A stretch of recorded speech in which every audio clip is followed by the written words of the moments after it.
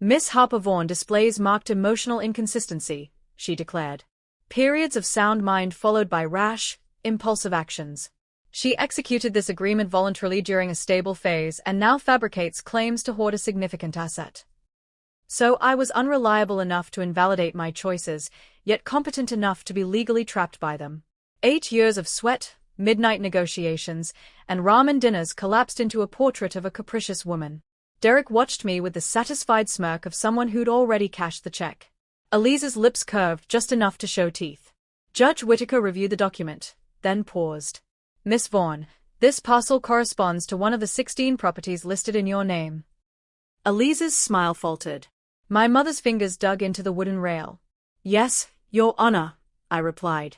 Fascinating, the judge said softly. I'd like a complete overview of your holdings. The request unearthed buried memories. My father redirecting my scholarship money to fund Elise's European honeymoon, my mother advising me to marry well since I had no head for business. That night I'd walked away with one unbreakable resolution: my value would never again depend on their approval. Beside me, my attorney, Julian Torres, stood with the calm authority of someone who'd already mapped every exit. He placed a heavy accordion file on the table. Derek's contract suddenly resembled a cocktail napkin beside a set of architectural plans. Your Honor, Julian began. Miss Vaughan's inaugural purchase was a garden flat in the warehouse district. She funded the down payment through dual employment. 18 months later, she acquired a mixed-use building using rental proceeds and discipline savings. He turned pages with surgical precision.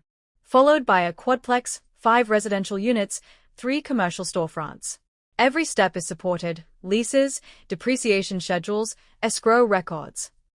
When he reached property 10, my breathing hitched. The Harbor View condominium's conversion. The structural engineer had missed termite damage. The lender froze funding. I survived on black coffee and willpower, studied permitting law, haggled with inspectors until the books balanced. Property 13, Julian continued, and the gallery stirred. The old foundry redevelopment, state heritage landmark status. A journalist in the rear lifted her phone. The clerk's eyes widened. This was no longer a domestic dispute. Derek's color drained. His upscale wine bar occupied the penthouse level of my foundry building. Elise's interior design showroom filled the streetfront space. They'd been profiting from my portfolio for years. And Property 16, Julian concluded.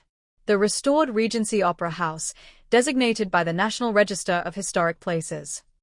Judge Whittaker lifted a palm. Counsel, you've labeled Miss Vaughan erratic and untrustworthy. These documents demonstrate foresight, discipline, and remarkable competence. How do you reconcile the two? Derek's attorney opened her mouth, found nothing, and closed it. Julian placed a final sealed packet before the bench. We further submit forensic examination of the disputed agreement. Document examiners assign a 98.4% probability of forgery. The ink formulation corresponds to a line introduced 5 months ago, while the instrument is dated 14 months earlier. A collective breath held, then released. Derek twisted toward Elise. Elise recoiled as though the truth had physical weight. The judge's tone turned glacial. Miss Vaughan, I'd like your perspective. I rose, hands steady on the table, letting everyone see the composure I'd earned the hard way.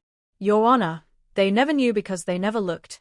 8 years ago my father declared real estate a man's game, and that I'd fail. My mother said security came from a ring, not a deed. Elise ridiculed my first closing photos.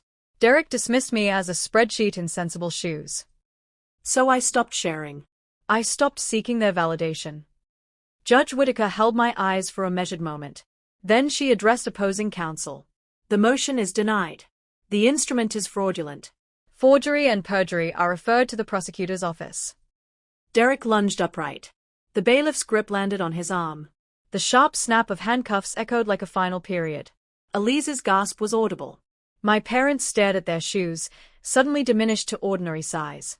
In the corridor afterward, the air smelled of polished wood and printer ink. Julian placed the original title in my palm. Still mine. You good? He asked quietly. I looked through the tall windows at the winter sunlight on the steps.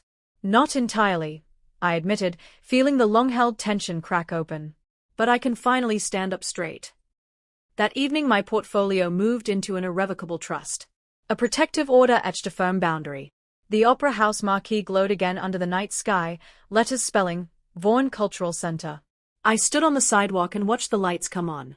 No borrowed name. Just mine. For the first time in 8 years, the stage was set because I built it. And no one could dim the lights.